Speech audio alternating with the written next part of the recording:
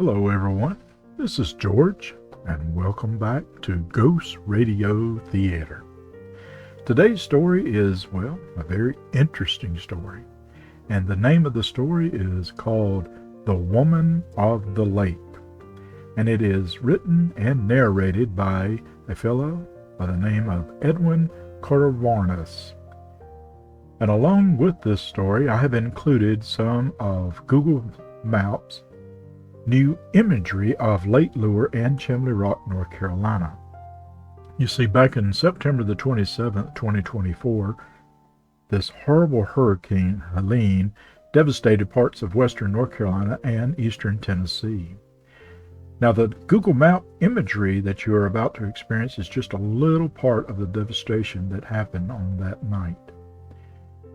You will be able to see some of the devastation and that Hurricane Helene left behind for this poor village of Lake Lure and Chimney Rock, North Carolina. It's really bad.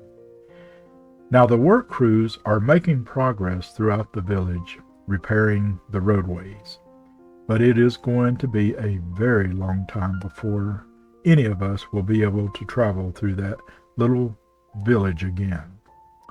I hope you enjoy this story and the amazing work that is going on through the village of Lake Lure and Chimney Rock, North Carolina. Thank you so much for taking the time to listen and watch this video. Nights are being spent driving around in dark roads on a taxi until a sudden encounter brings things out of the darkness. My name is Edwin, and here's a scary story.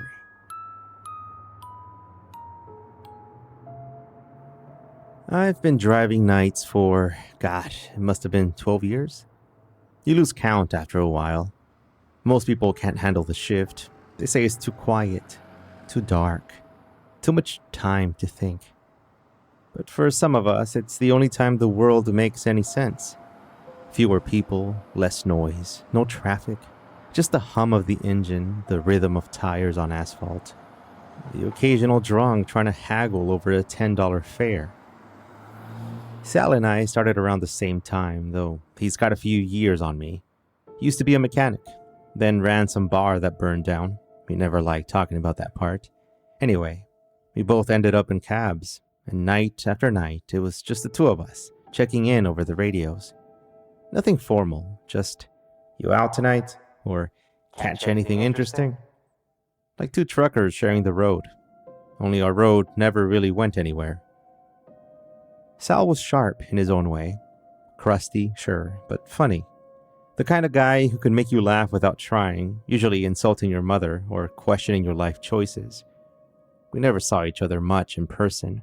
Sometimes at a diner or at the taxi stops when he wanted a break. But mostly, they were just voices through static. But after a while, you get to know someone better that way, more than face to face. You hear when their voice tightens, when something's off. That night, it was early October, I remember that much. The air was bringing along that feeling of stinging in the nose. Not cold enough for frost yet, but enough to make you wish you'd brought a thicker jacket. I was parked near a 7-Eleven on Main, holding a lukewarm coffee and watching the neon flicker. The street was dead quiet, not unusual for that time of night. Sal's voice cracked over the radio. "You get anything yet?" "Nah," I said. "Had a guy puke out the window earlier. That's about it. You?" "A couple of college kids going nowhere fast. One of them tried to pay me with a vape pen." I laughed. "Did you take it?" "You bet I did. Mango. Still don't know how to use it, though." We talked like that for a while. Nothing deep. Just the kind of nonsense you toss back and forth to keep from going nuts. After a pause, Sal said, kind of quiet, "You ever get that feeling you're the last person awake in the world?" "Every night," I said. "That's kind of the point, isn't it?"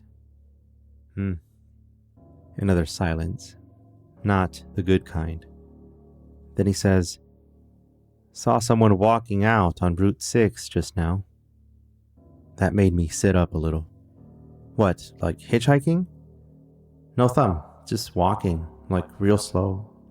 Long hair, no jacket. Weird, man. Maybe he broke down? Didn't see a car, just her. She looked strange. Strange, like creepy, or how? He didn't answer right away. She looked at me. Now, that might not sound like much, but the way he said it wasn't about the look. It was about how long it lingered. Like she saw something in him. Like she knew something. And Sal wasn't the type to spook easily. I said, "Did she flag you?" "Nope, just kept walking. Didn't even step out of the lane. Like she wasn't afraid of getting hit. Maybe high or something. Maybe." But he didn't believe it. And if I'm being honest, neither did I. That stretch of Route 6 he was talking about, nobody really uses it unless they're cutting through the old state road. It was windy, narrow, no shoulder. There was a wreck out there a few years back. Girl got hit by a car and left in the ditch. They never found out who did it. Small town memory. It fades fast if it ain't yours. Anyway, we didn't talk much after that. Sal said he was going to go loop around and head back toward town. I didn't think much of it. Just another strange story in a job that's full of them. But I remember I kept glancing at my rearview mirror a lot more that night. Didn't know it yet. But that was the last normal shift I would have in a while. A few nights went by without much to report. Sal didn't bring her up again, and I didn't ask. That's how we worked. We never pushed too hard when something felt off. But I noticed he got quieter. Didn't talk as much on the radio. Didn't joke around like he used to. And one night I asked if everything was okay. And all he said was, "Yeah, just tired." But that was a lie. Still, I let it go. It was a Thursday night, right around 2 in the morning, and I was heading down Holloway Road toward the industrial park. Nothing but warehouses and empty parking lots out there. I picked up a guy from the rail yard who smelled like diesel and stale cigarettes, dropped him off, and was looping back toward town when I saw her. The same woman. Long, dark hair, white shirt, jeans, no coat. Walking on the gravel shoulder like she had nowhere to be. No streetlights out there, just the dim beam of my headlights cutting through the dark. I slowed down without even thinking. She didn't even turn her head, didn't wave, didn't acknowledge me at all. And I swear it was the same woman Sal described. At first, I thought maybe she just looked familiar. Could have been someone local. We get the occasional runaway or someone drifting through. But there was something in the way she moved. Slow, deliberate. Like she wasn't walking to get anywhere. Just walking to walk. I eased up next to her and rolled down the window and said, "You all right?" She didn't stop.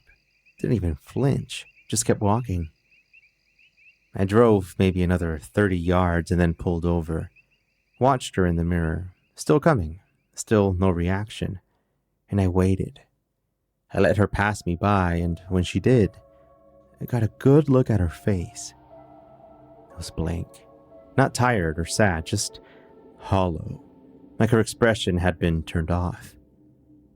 And that was enough for me. I didn't radio Sal right away. I'm not sure why. I think I was just trying to rationalize it.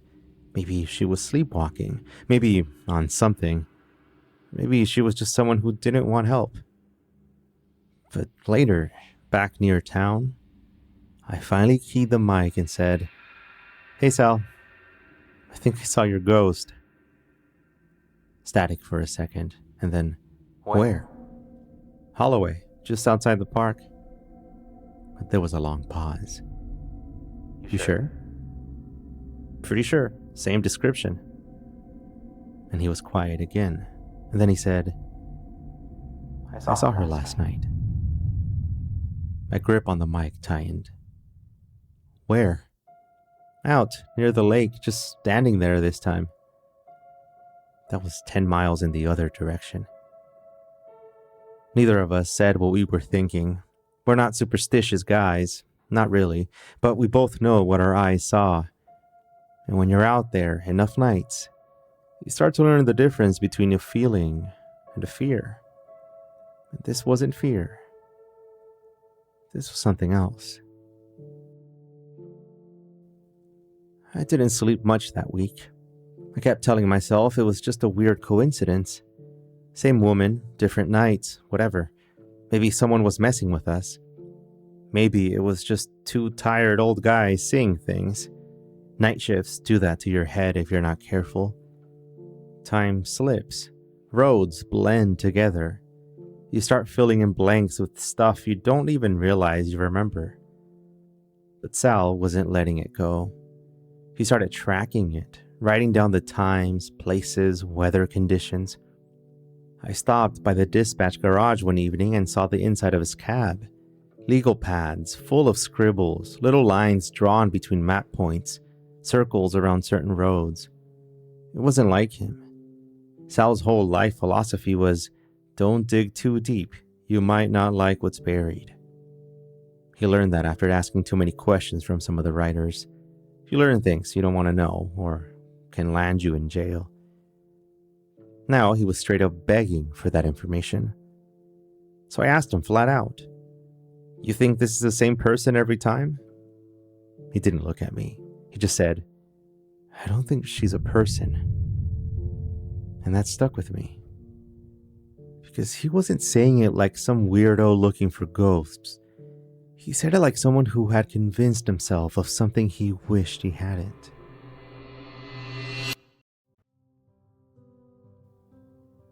Over the radio, Sal got twitchier. He would cut in and out at weird times, ask if he had seen her that night, even when I was downtown and she had never been spotted anywhere near there. One night, I told him no, I hadn't seen a thing.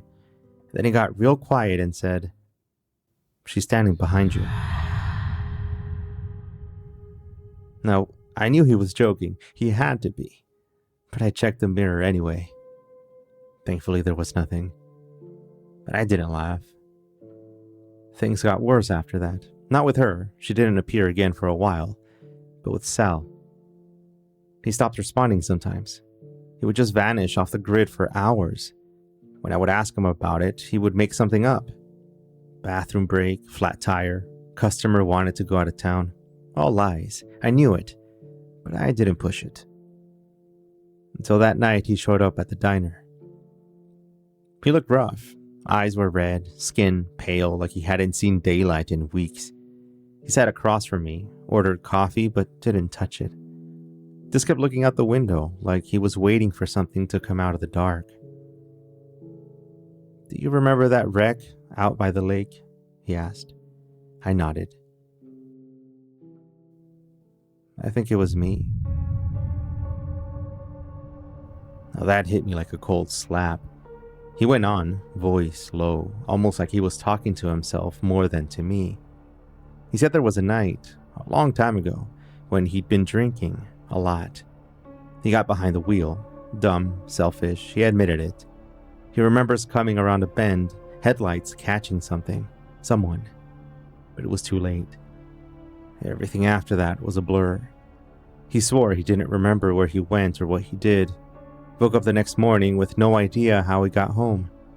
When he got to the cab, he noticed a cracked bumper. Said he convinced himself it was just a dream, bad luck, something he had imagined. But now he wasn't so sure. I sat there, trying to process it. I mean, what do you say? If it's true, that means the girl from all those years ago, the one we all felt sorry for but forgot, might have been his doing. And I realized something else. That same night, I picked him up. Out by the garage where he kept the car, he said he needed a lift. I remember he was shaken, reeked of booze. I didn't ask any questions. Didn't want to get involved. And maybe, deep down, I knew something was wrong. but I didn't want to know. Neither of us said anything for a long time, and then Sal leaned in and whispered, "I think she's coming for me." I wanted to say that was crazy, that he needed sleep, needed a break, but I couldn't. Because the way he said it wasn't fear, it was certainty.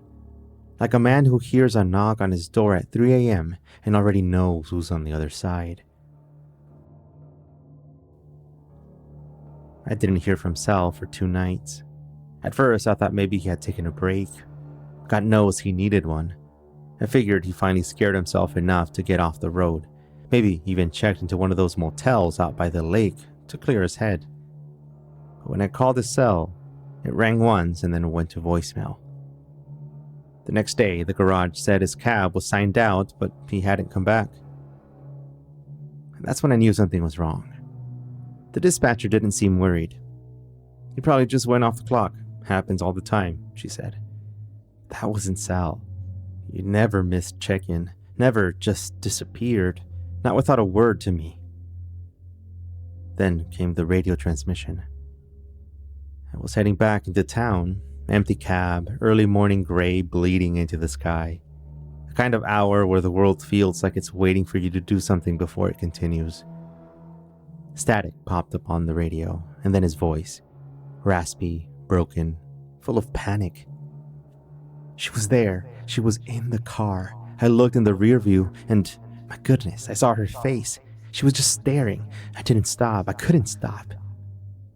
The signal crackled, cut out, and then came one more word. Quiet, barely audible. Remember. And that was it. I pulled over on the shoulder, hands locked tight around the wheel. My heart was hammering. My breath fogged up the glass. I tried calling again, but nothing. Radio dispatch, no response. It was like I was the only one left on the road. So I did what I hadn't done in years. I went back to the lake. The place hadn't changed. Dirt road, old fencing falling apart. No trespassing signs, sun faded and ignored.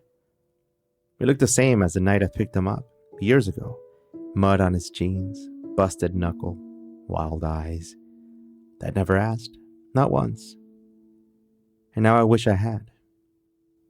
I found his cab pulled off on the side, half hidden by brush. Lights off, driver's door open. Inside, everything was in place. Keys still in the ignition, wallet on the dash. The heater was still running, ticking quietly like a heartbeat. I touched the hood. It was still warm. But he wasn't there. No footprints in the dirt, no trail. Just the quiet hum of the engine and the soft buzz of the radio, still tuned to our usual channel. I climbed in, sat behind the wheel. I felt like I was trespassing in someone else's memory. Then the radio came alive. Not Sal this time. Just a soft hiss, like breathing. And then, her voice was flat, unemotional, not spooky or ghostly, just calm. "You left him there." I don't know how long I sat there. I didn't answer. I couldn't. My hands were shaking and my mouth was dry. "You left me there." And that's when it hit me. This wasn't about Sal's guilt. Not just his. It was mine too. Because I remember that night. I remember the call. The one I ignored because my shift was ending. To go pick up someone by the lake. I remember seeing the busted bumper the next day and saying nothing. I remember watching Sal unravel and telling myself it wasn't my problem. All the news reports of that girl we all felt sorry for. Deep down, part of me thought it had been my fault. But I somehow pushed those thoughts away long enough to vanish. But it was my fault. It always was. And now, sitting in his cab, with the sun rising and cold streaks across the gravel, I finally let myself feel it. Just the weight of everything I hadn't done.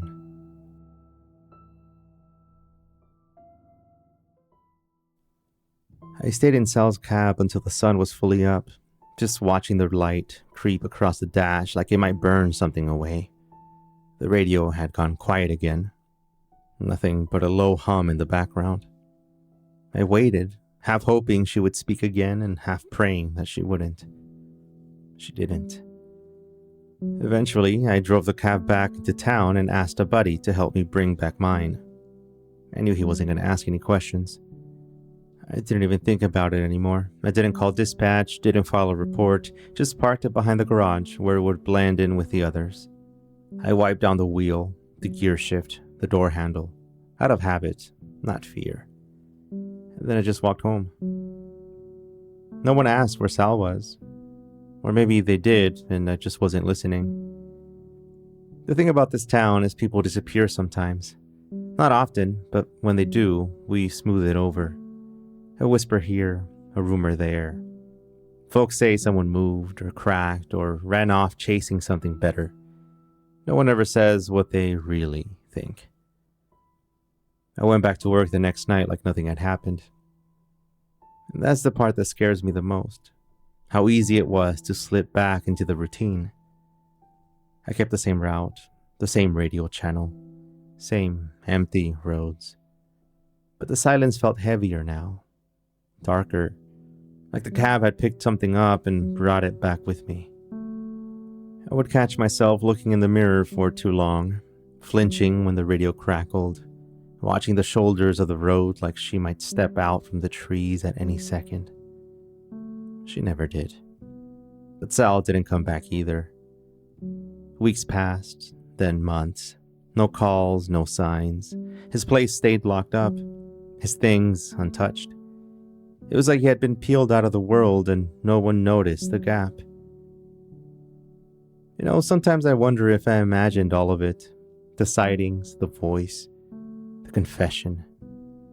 Maybe Sal just snapped and drove until the road ran out. I don't know in what car, but maybe I built the rest out of guilt and bad memory. But then sometimes, late, when the streets are dead quiet and the only sound is my engine and the buzz of the radio, I hear it. A click. The kind you get when someone keys their mic. Someone on the other end pressing the button, holding it, listening. I always answer. I don't know why. Maybe it's a habit, or maybe hope. Sal, I say. You out there? No reply. Just a long, stretching hum of dead air. I could stop. I should stop. But I don't. Because part of me thinks one night I'll hear his voice again, tired, scratched up, laughing at me for being dramatic, saying he just needed to get away, that none of it meant anything. And the other part of me? The other part knows that if I do hear him, it won't be Sal on the other end. It'll be her.